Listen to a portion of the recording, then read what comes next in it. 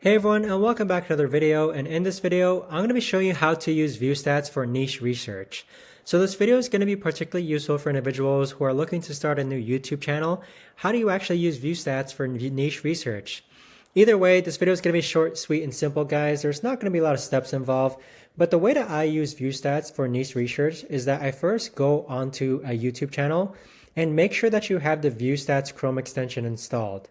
Once you have the Chrome extension installed, you're going to see this Viewstats profile. Click on this Viewstats profile and it'll direct you to a page that looks like this right here. So you'll get a bunch of data from here like views, subs, estimated revenue. What I like doing is I like clicking the similar channels button and I like finding smaller sub channels. So you can see similarity scores, that's how it's organized, but you can find smaller channels here based on similar topics that this channel is posting.